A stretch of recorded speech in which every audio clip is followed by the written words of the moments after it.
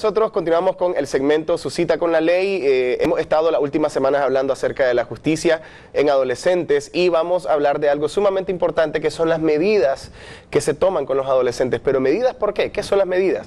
Todo esto lo vamos a abordar y yo estoy seguro que muchos de ustedes que tienen hijos o hijas adolescentes van a querer saber. Quiero darle la bienvenida al diputado Carlos Emilio López, que nos acompaña también, y al profesor Juan Pablo Sánchez, que nos ha estado acompañando también toda esta semana. Bienvenidos, caballeros. Buenos días. Diputado. Profesor. Juan Pablo. Bueno, saludémonos todos, pues estamos. Ok, una de las preguntas, por supuesto, que a mí me surgen cuando escucho las medidas que se toman en adolescentes. O sea, ¿qué sería la medida? ¿Sería como equivalente a la pena, al castigo que se hace, digamos, en el caso de los adultos? Justamente, la justicia penal especializada del adolescente no usa categorías jurídicas punitivas, ni inquisidoras, ni de venganza social. Son conceptos socioeducativos. En vez de usar la palabra sanción penal, se usa la categoría jurídica medidas, porque esta es una justicia que busca siempre la integración social del adolescente. Aspectos de reeducación, de socialización. Entonces, el usar el concepto medida te envía el mensaje de que estamos frente a una justicia que tiene un carácter de pedagogía social, no de represión y no de encierro, sino que procura que esta medida posibilite al adolescente integrarse a su familia, a su escuela, a su comunidad, al mundo laboral y que sea una persona de bien para la sociedad, que sea una persona que pueda aportar a las transformaciones de su entorno y de su comunidad. El código establece que para que un juez penal del adolescente imponga una medida, es decir, solamente esa autoridad jurisdiccional especializada es la única que tiene la facultad para aplicarle una medida a un adolescente. Para aplicar una medida, el adolescente debió haber participado en un hecho considerado como delito. Debió haberse comprobado a través de una investigación donde participó la policía y el Ministerio Público, y al finalizar ese proceso quedó una comprobación que se cometió un hecho delictivo y que ese adolescente que fue procesado se demostró que es responsable penalmente de haber infringido la ley.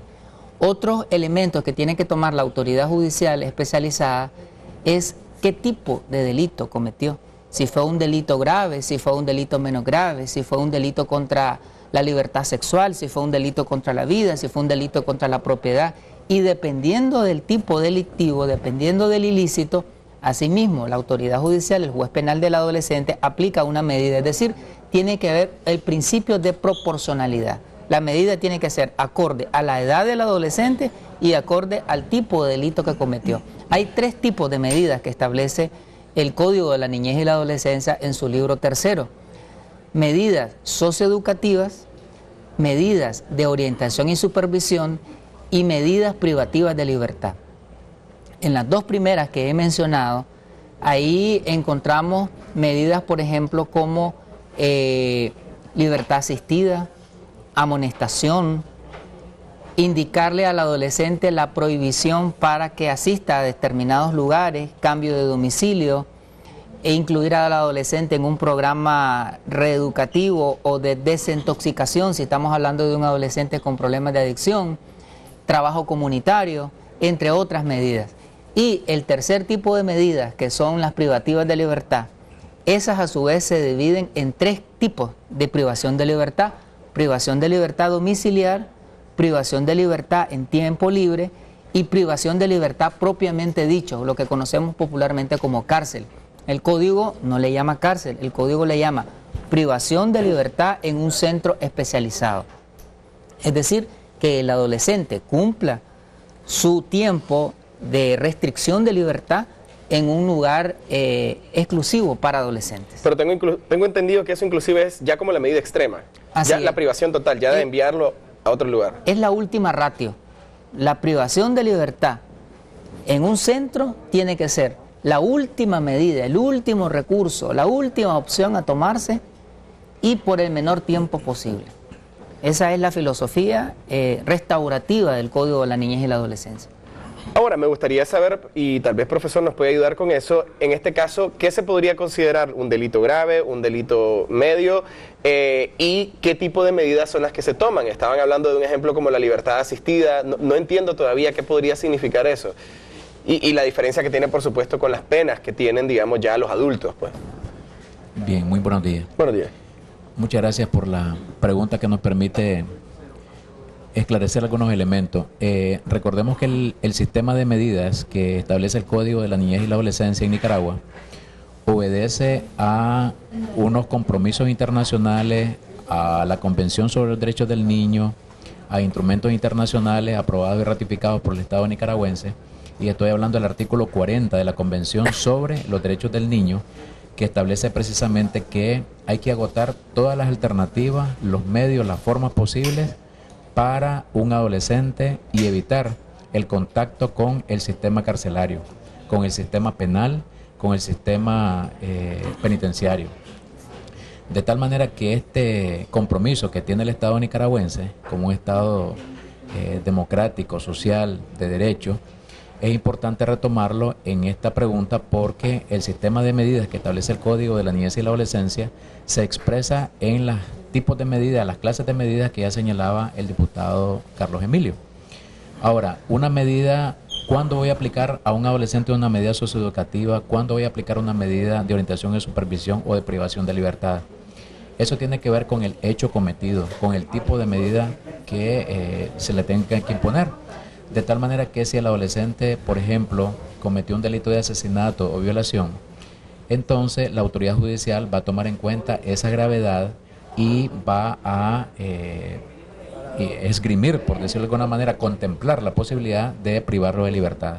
Pero la privación de libertad no es en primera instancia, sino que es en última instancia, porque puede hacer que las condiciones, el contexto del adolescente, familiar, social, etcétera, permita que el adolescente enfrente un proceso penal en libertad.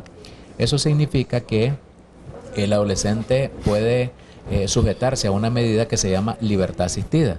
¿En qué consiste la libertad asistida? La libertad asistida, en el ejemplo que ponemos, si Ricardo es un adolescente y cometió un delito que incluso es de conmoción social, pero la condición permite que el adolescente enfrente el proceso penal en libertad, entonces Ricardo será citado al juzgado los días viernes, cada 15 días o cada semana o cada mes, dependiendo del hecho, para que firme un libro de control en el juzgado. ¿Qué significa si Ricardo no llega a las 9 de la mañana de un viernes? Significa que incumple esa medida.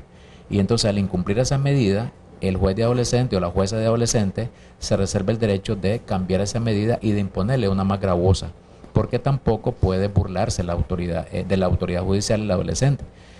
No puede desaprovechar esa oportunidad que le da la ley o la justicia. De tal manera que la libertad asistida es una de las medidas más practicadas por las autoridades judiciales, sin perjuicio de otras que ya señalaba el diputado en relación con trabajo en beneficio de la comunidad, integrarse a algunos trabajos, a estudiar, de tal manera que se agotan toda la gama de medidas antes de remitirlo a un centro penitenciario. Esto obedece también, Ricardo, a las reglas de Tokio. Las reglas de Tokio son medidas que se han establecido por las Naciones Unidas para imponerles a los adolescentes, de tal manera que se evite el contacto con el sistema penitenciario. Estas son las medidas, precisamente las que ya señalábamos, y hay otras medidas que no establece el Código de la Niñez y la Adolescencia, pero que de una u otra manera las alcaldías, en el caso de Nicaragua, las municipalidades perfectamente pueden entrar en contacto con las autoridades judiciales y convalidar, digamos, en vez de cárcel, con otras medidas de trabajo en beneficio de la comunidad. Eso es un poco la explicación. Son medidas más amplias, son más flexibles. Ahora, muchas veces no se hace la diferenciación entre las medidas socioeducativas y de orientación y supervisión.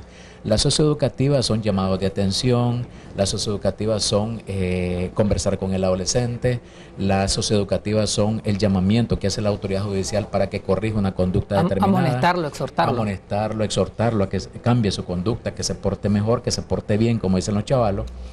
Y las de orientación y supervisión es otro grupo de medidas, otra clase de medidas, donde ya se les restringe derechos, son más rigurosas, se les cercena algunos derechos, por ejemplo, se evita o se les limita o se les prohíbe que visiten discotecas, centros, bares, restaurantes, etcétera. Hay un control también con la Dirección de Asuntos Juveniles de la Policía Nacional. Tiene que asumir responsabilidad del adolescente. Para que eso exactamente el adolescente asuma la responsabilidad en el marco de la filosofía de la justicia restaurativa.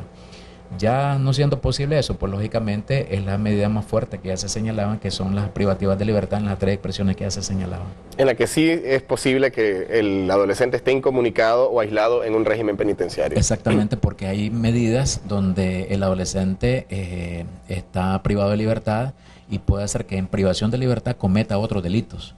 Que en privación de libertad esté asusando o esté promoviendo el desorden interno en el sistema penitenciario.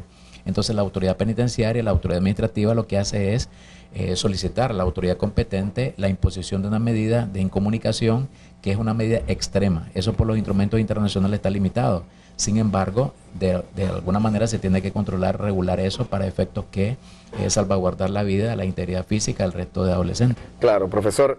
Muchísimas gracias por esa aclaración. Diputado, no sé si quiere agregar algo para finalizar. El Código de la Niñez y la Adolescencia crea una oficina de ejecución y seguimiento a estas medidas.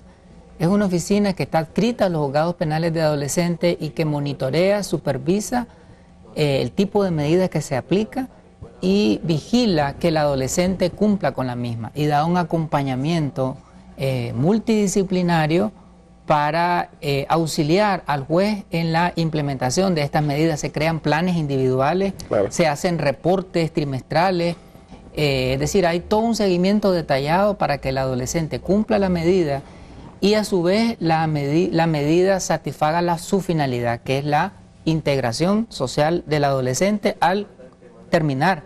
Es decir, si fue una medida de 6 meses, trabajo comunitario, en vez de que fuese a una penitenciaría, se le aplicó al adolescente que trabajara 6 meses limpiando, barriendo, pintando, etcétera. Entonces, al finalizar esos 6 meses, esa oficina garantiza de que el adolescente haya cambiado su conducta y se integre a la comunidad. Debo decirte que todo lo que hemos hablado en estos programas, desde un punto de vista conceptual, el sistema de justicia en Nicaragua, el Poder Judicial de Nicaragua, el Estado de Nicaragua, el gobierno, ha transferido los recursos para crear toda esta institucionalidad que hemos descrito. En Nicaragua hay jueces penales de adolescentes en todos los departamentos del país, hay oficinas de seguimiento al cumplimiento de las medidas, existen defensorías, defensores y defensoras públicas en materia de adolescentes, existe una fiscalía especializada de adolescentes, hay magistrados de los tribunales de apelaciones que dan seguimiento a los recursos en materia de adolescentes y en la Corte Suprema de Justicia hay una oficina técnica, una secretaría técnica en materia de justicia penal del adolescente que le da seguimiento a todo este sistema a nivel nacional. Diputado, muchísimas gracias. Profesor, muchísimas gracias. Esperamos de que estemos un poco más claros cómo funciona la justicia para adolescentes. De esta manera nosotros vamos a continuar con más de la